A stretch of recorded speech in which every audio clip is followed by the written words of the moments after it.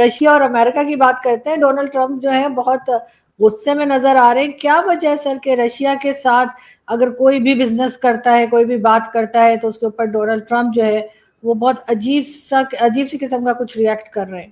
پہلی بات تو یہ کہ دنیا میں بہت تیزی سے بدلاؤ آ رہا ہے، اور امریکہ میں کوئی بدلاؤ جو بدلاؤ آ رہا ہے اس کو امریکہ ماننے پہ تیار نہیں ہے. بیلنس آف پاور جو ہے وہ بہت تیزی سے ایسٹ ورڈ شفٹ ہو رہا ہے، ایسٹرن بلاک کی طرف آ رہا ہے. اور میں یہ نہیں کہہ رہا ہوں کہ امریکہ میں غربت ہو گئی، یا امریکہ ابھی بھی سب سے مضبوط دیش ہے، اکنامکلی، ملٹریلی اینڈ ڈپلومیٹیکلی بھی.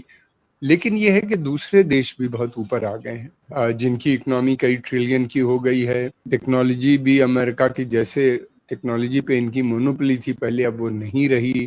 Russia, China, India, Brazil, South Africa, یہ سب بہت آگے نکل گئے ہیں technologically also.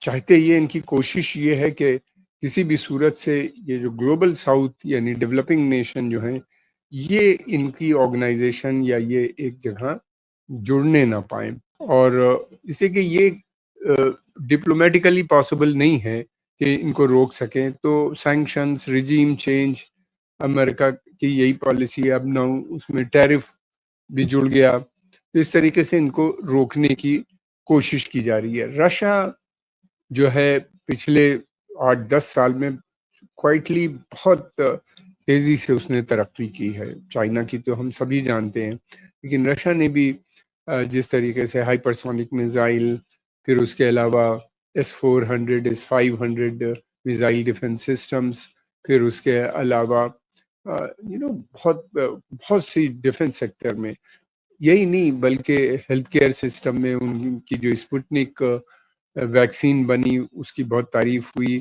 Auto mobile sector میں وہ بہت تیزی سے آگے بڑھ رہے ہیں. پھر سول ایویشن میں انہوں نے کہا کہ وہ پلینس بنائیں گے اپنے لیے.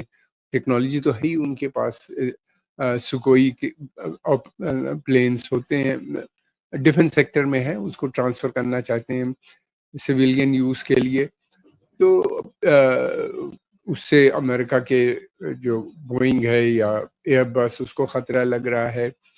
اور پھر دوسری ایک چیز اور بھی ہے، رشین پروڈکٹ جو ہوتے ہیں بہت مضبوط ہوتے ہیں، سستے ہوتے ہیں، لائف بہت ہوتی ہے، ان کے اسپیئر پارٹ بھی آسانی سے مل جاتے ہیں. اگر آپ ڈیفنس اکوپمنٹ لے رہے ہیں تو بہت زیادہ شرطیں بھی نہیں ہوتی. امریکہ کے ساتھ تو بہت شرطیں ہوتی ہیں اور بہت مہنگے ہوتے ہیں ان کے پروڈکٹ. کوالٹی وائز یہ ویسے ہی ہوتے ہیں، بلکہ اچھے بھی ہیں بہت سے. ان کے کون اچھا ہے کون خراب ہے، خیر یہ تو بہت مشکل ہوتا ہے کہنا، چاہے امریکن ہوں یا ہوں، لیکن یہ کہ یہ بہت کمپیٹیٹیو، بڑے اچھے پلین. تو یورپ اور امریکہ کو یہ پسند نہیں. پھر دوسری طرف چائنا کا ٹیکنالوجیکل ڈیولپمنٹ اور اسپیڈ کے ساتھ ہو رہا ہے. تو امریکہ کو لگتا ہے ایران ایک نیا پاور کے شکل میں ایمرج ہو رہا ہے. تو امریکنز کو یہ لگتا ہے کہ یہ اگر بلاک بڑا ہوتا ہے اور سعودی بھی اس کو جوائن کرنا چاہتے ہیں،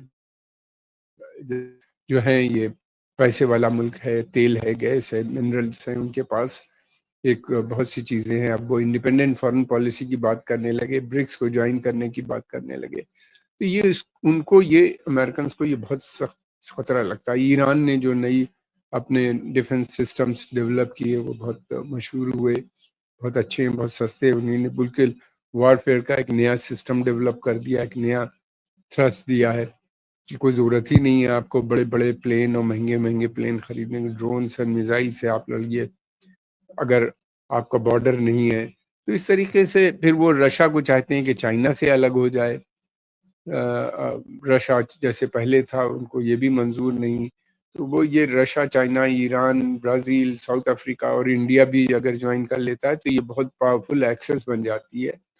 اس کو چلتے ہوئے بیسک ڈفرینسز ان کا یہ ہے. یورپ اور امریکہ کو لگتا ہے کہ اگر جس طریقے سے برکس ایوالو ہو رہا ہے اور بڑھ رہا ہے، کرنسی بھی اپنی بنانے کی بات کر رہے ہیں، بینک بھی بنا رہے ہیں، اور ممبرس تو زیادہ نہیں ہے لیکن 30-40 ممبر نے تو آلریڈی لوکل کرنسیز میں ٹریڈ کرنے کی بات کرنی شروع کر دی، کر بھی رہے ہیں بہت سے دیش افریقہ، ایشیا کے.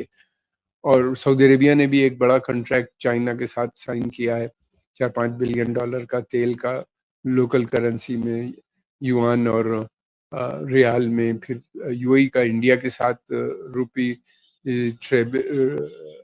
ٹریڈ کی بات چل رہی ہے، رشیا کا انڈیا کے ساتھ لوکل کرنسی میں ٹریڈ ہے.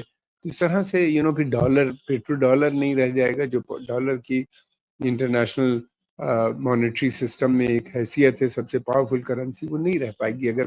اگر پیٹرول لوکل کرنسیز میں ٹریڈ ہونے لگے تو پھر سعودی کرنسی بہت اسٹرانگ ہو جائے گی، یو اے ای کی.